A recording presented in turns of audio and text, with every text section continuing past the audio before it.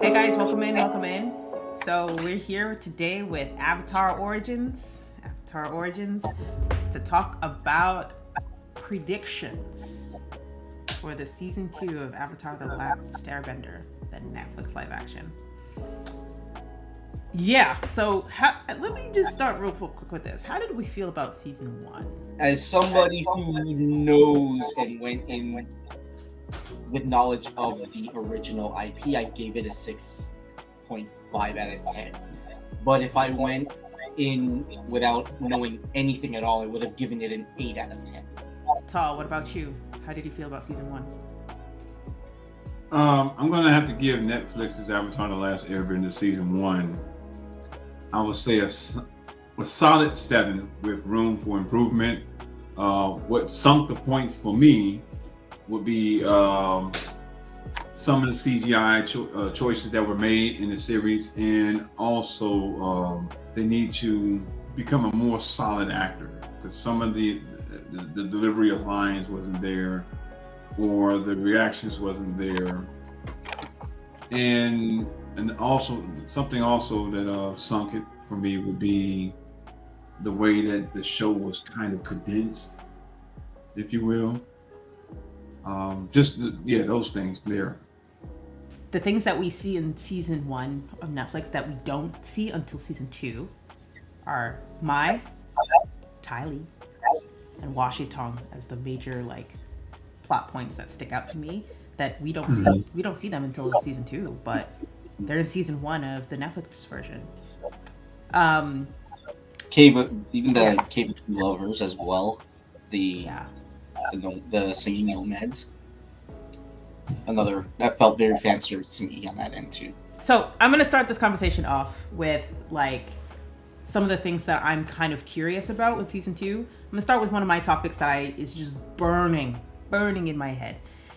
They see Wan Ching Tong in the spirit world in season 1 of the Netflix Avatar series, and I think that's crazy for 2 reasons. One, first of all, how are they in the spirit world? And what are they gonna do with that in season 2? I don't know. We'll see. But 2, it's just it's so weird because in the animated series, when they meet Wan Ching Tong for the first time in the library, which is not the spirit world, they are able to understand this owl. They are able to talk with him, converse with him, and it adds to the suspense of he knows what you're doing, and you know what you're doing. And there's that communication element that kind of seals the deal of they know they're doing something wrong and they're caught for it, right? There's no question because they understand each other. Yeah. I'm curious to see okay, Wan Ching Tong's in the spirit world. How are they gonna get him from the spirit world into the library? Or just gonna be oh, hey, it's you again. Hey, what's up? No, because in the library, he was just this omnipresent creature. So then on top of that, it's how are they going to play out the whole communication aspect? They don't understand what Wan Ching Tong says in the spirit world. Is that gonna change in the physical world? Is that how does Wan Ching Tong get into the spirit world in the first place? There are so many questions that this creates, and I'm almost kind of I wonder how they're gonna seal this plot hole if they seal it. I mean, there could be a plot hole that the owl we saw in season 1 wasn't actually Wan Ching Tong. I mean, because we didn't get the owl didn't reveal his name, but I know as fans we're that's Wan Ching Tong. If and when they ever go to the library in season 2, which I hope they do, because the library plays a very important role. And it better be a massive library. They have to give us the justice of season 2 from the animated series. Yeah. I didn't mean to cut you off, Rico, but I just had to expand on what you were saying. I'm talking about, I don't want to see, it better not look like a little house. Okay? I'm talking about spacious. They came in from the animated series. They came in from the top, and you saw that we could all see the depth of how deep everything was. Yeah. and it was a lot. The walls were aligned with books everywhere. Mm-hmm. So I just hope it doesn't look like a stage. And I can honestly say that's one of my favorite episodes. Oh yeah, I really hope that the library sequence play is in this new season, because yeah, it's a place, but it's a very important, vital part of the universe, because it archives everything that happened in the world, right? I mean, how like the fact that, oh, this is how Sokka found out information about the Fire Nation's weakness, the eclipse, and all that jazz, and that whole section of the library burned down by who we eventually knew it was Zhao that was there prior. We need that. We need that. We need that sequence. And like you said, Momo, with Wang Tong in the spirit world in season 1, well, how does that play in when we meet Wang Tong in the library? I mean, like I said, is it gonna be a different owl? Is it this? Like, That would be too weird. I think that would. It would be too weird indeed. But then again, how many? What if they make it a cardinal? but how many foxes does Wang Tong send out for info? Whatever. But it's like, you know what? This makes me really think about this whole sequence with the library and Washington, because, you know, the whole sinking of the library, and then it goes into the disappearance of Appa. It goes into the major plot points in the Aang and the Toph arc about, you know, Aang is going through grief. Toph is struggling realizing she's not great at sandbending. Her ego got shot when. We don't even know who Toph is in the actress, so we'll be meeting her for the first time. Can she execute the feelings that we feel through Toph? Through, like, unable to see in sand, unable to sandbend, like, unable to, like, just the whole robbery of Appa, and then, like, Aang just, like, struggling with the loss of Appa, and Toph struggling with being the reason, feeling like she's the reason that it happens. This is just the whole thing. I'm just like, y'all already kind of did a little bit different, so I just need to see how this plays out.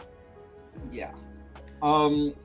If I can interject, my major concern, and we talked about this before, is the fact that the actors, our main cast, are a lot older now, and they're a lot bigger. Okay, especially our star, right? How are they gonna play this out?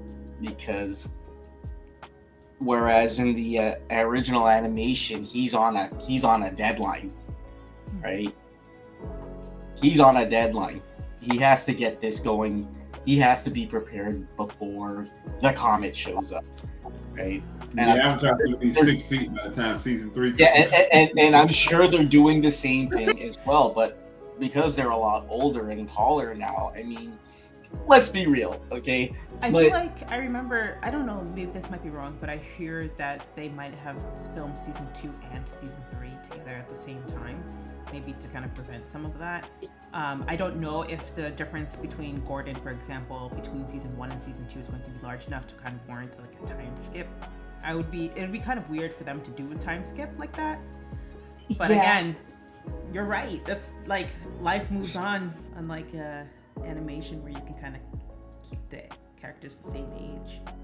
Yeah, right. And what I really hope, though, is that we do see Aang waterbend in this season as well, because him not training in waterbending in season 1 was a letdown, in my honest opinion.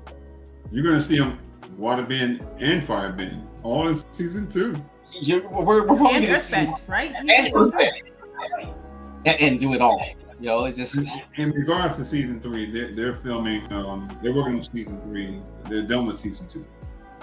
They are. So they're currently working on season 3 now. One thing I would love to see in season 2 is Azula chasing after. Mashi. Just consistently. I don't know how they're going to combine it, but like the chase episode, I would love to. I want to see some interaction with the Komodo dragon, the writing of the Komodo dragon, and are they going to run into Colonel Monkey, all that stuff. I cannot imagine the team that's selected to dissect the animation series in order to congest it into what is it 30-minute episodes or 50 minutes for the live action? 8 50-minute episodes or something like that. Okay, Yeah, right. under an hour. We have to do so many episodes in so many minutes. They're trying to put it all into a short amount of time, so we have to expect that. But my question to y'all is, we did talk about some of the things that we would like to see, but what else would we like to see in season 2? You know what? Is there going to be a Judy? You gotta have Judy. We need Bossing Say, definitely. Oh, you won't get Bossing Say. We need Bossing Say. Come on now. It has to be a lot. It needs to look a lot more expanded than Omashu was portrayed. Exactly. Like I said, I hope they find some vast land and shoot on. And I would love to see more of the abandoned air temples as well. So, a tall earthbender, you said something about Azula. What I want to see, in season 1, they painted Azula almost kind of like in a sympathetic way. Like she's under the pressure of her father, Ozai, who's giving her a lot of pressure to perform. And we kind of almost feel for her in some way. I wonder how, there's a lot of chase scenes and battle scenes that involve Azula taking power, because we see the fall of Ba Sing Se at the end of season 2 in the animated series. How are they gonna use her relationship with her father and paint that through, weave the thread that they started to weave through season 1 and into season 2? That's what I want to see. I want to see how big bad Father Ozai is manipulating Azula to take Ba Sing Se or whatever. In the series, she's like, I'm just evil. I do what I want, and I want power. And she just does it. Mm-hmm. But then, like here, she almost, it's like she loses that agency because it's her. We get it painted as a picture as that her father wants her to be like this, and she's crying and stuff. And I'm like, no, Azula doesn't cry, bro. Azula would never do that. No. Azula, I mean, she's the definition of a strong female character in the sense of like, you don't mess around with Azula. That's Azula is the epitome of aggression. Exactly. And with no routine. And borderline evil. Like, she attention. don't have a care in the world. Obviously, she's in pain. Obviously, she's hurting. We all know the background story of Azula. But I guess that's one of the things I love about her. I love that she's my sister, God rest her soul.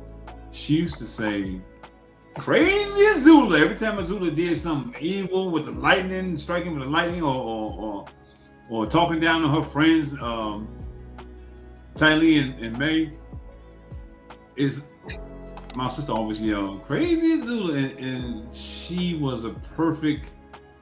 I would say that she was a perfect implementation for the TV's for the live action series. And I mean the animation. Oh yeah, yeah, you gotta have all these components. You got Aang, who's goofy and fun, loving.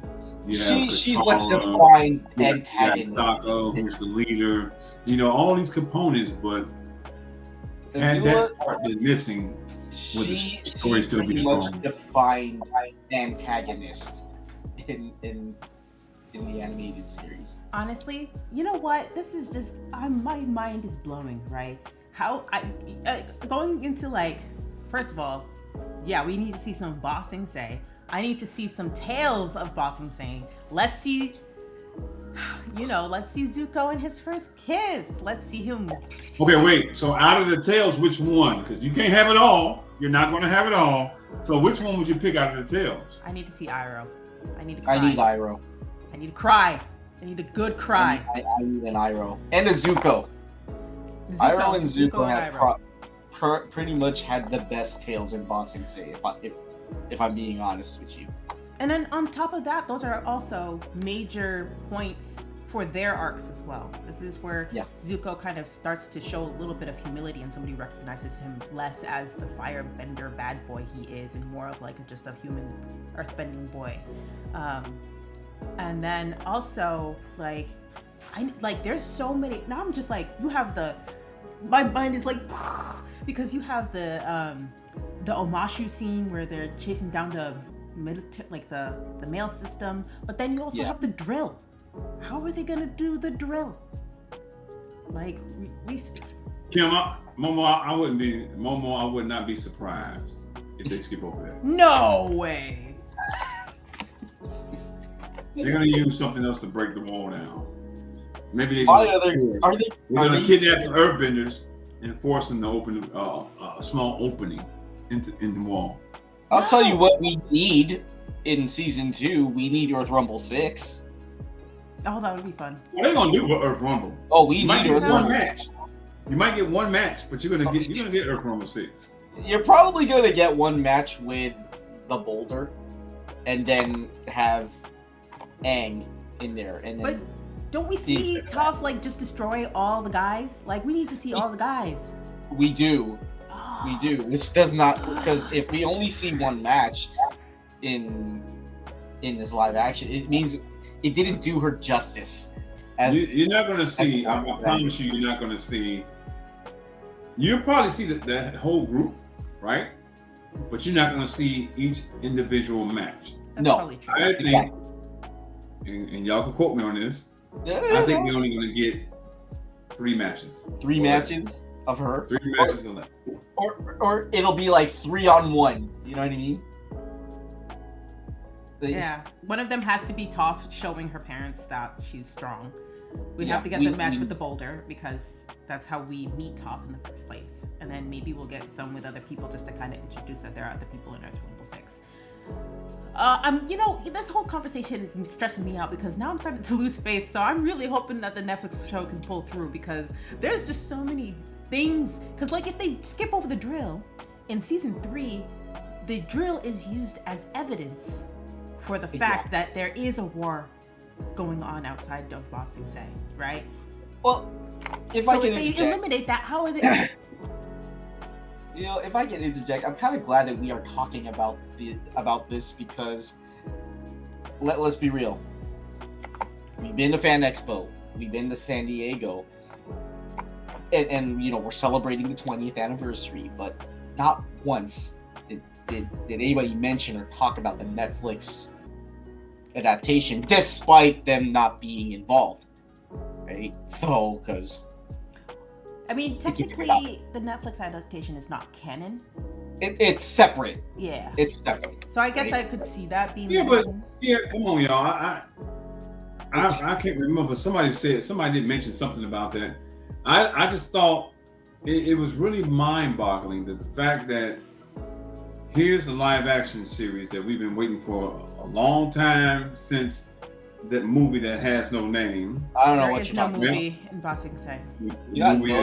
There's no movie in Ba Sing Se. And they ended up in Raleigh, North Carolina, of all places, at a Comic-Con.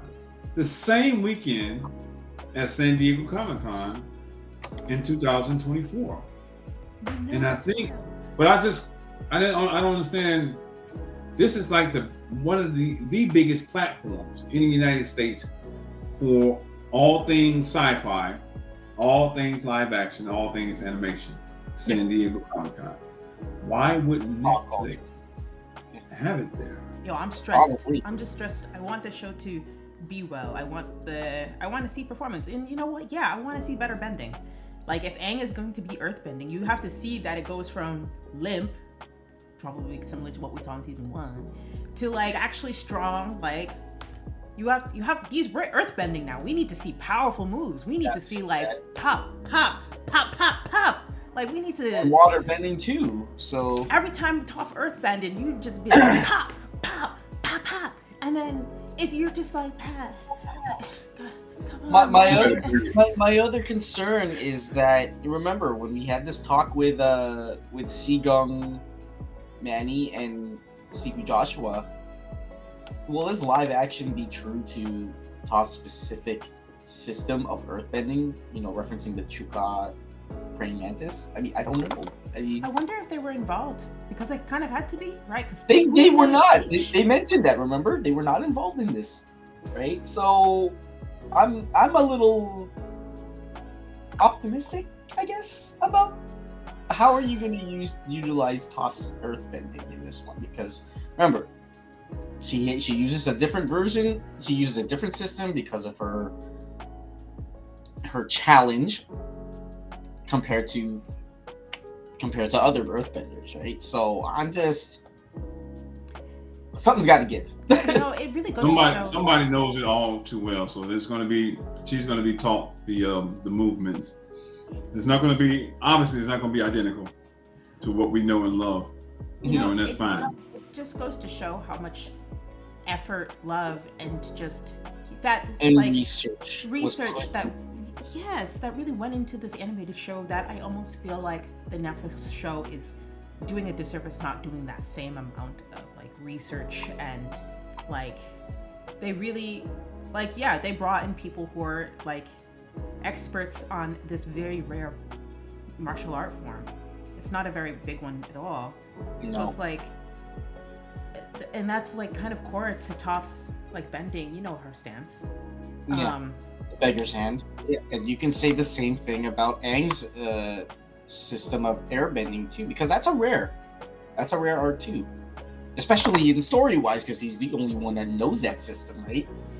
Because he's the last of that kind. Mm-hmm. I think the product that we received in season 1 was just rushed. I think they were against time, as most film projects are. I can think of so many ways that the bending could be so much better. I've seen it in other movies, but you could tell in that particular movie that they took their time. They didn't rush. They paid that extra $1 for a more professional CGI person or technology. So, like when we saw Appa flying around in the live action film, and the background looks like some type of Broadway background, it didn't look authentic, but at times it did. It looks legit, but then if it's going to look legit, it needs to be 100%. Right. So I really think, y'all, that they rushed a lot of this. I want this on my desk by noon type thing, Oh, that's and it just shows. It shows. That's business. That's the unfortunate side of the business of things, right? But I think it's also pressure. How do you live up to something as iconic as the animated series? There are also some alterations that have to be done in terms of adaptation, because there's certain things you can not do from animation to live and vice versa. So that, to me, that's expected. The question is, how well was it delivered in that end? All they got to do is listen to Mike and Brian. Take your time and do what Mike and Brian say, because it is their baby. It's their baby. It's their creation. That's all they got to do.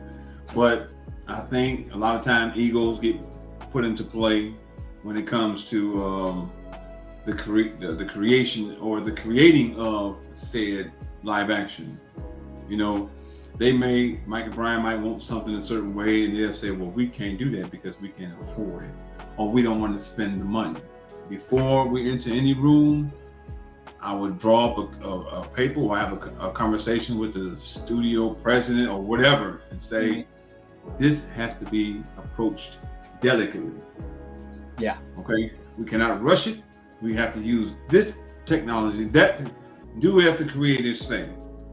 Plain and simple, because they know exactly how it's supposed to look. You got people that's working on this show that's probably not even fans. I guarantee it. You know what? All they want is that product to make money. Mm-hmm. All I want to say is, I hope they do our top 3 fights from season 2. I need to see those 3 fights at the very minimum. If those are going to be the 3, we'll see. But anyway, we're at time, guys. And I know I could keep on going. We did this. Yeah, we gotta do the rest of the thing about the book another time. We didn't even do it another time. Yeah, we just went and talked for 30 minutes straight. So we're at time. Y'all, this was a conversation. Let us know what you think in the chat. Any predictions you see that you want us to talk about. What's gonna happen is that trailer's gonna drop, and we're gonna see Whether we're gonna see it. We're gonna see. We're gonna see, and then we're gonna see the show, and we're gonna see if we're really right or not. So we're gonna have multiple rounds of this predictions based on what happens when the trailer comes out, and then what happens when the actual show comes out. And we're gonna do episode by episode breakdown, 1, 2, 3, 4, 5, 6. We're gonna run it through because we're all gonna watch this show. We're all gonna do this anyway. Yo, Avatar Origins, man, we out, bro. No, it's still better than the film that has no name. I mean, there is no it's film crossing say. It's watchable. It has so much potential, and it's watchable. Dai Li, you better be done justice right too. So, Avatar Origins, we out. Yeah. Okay.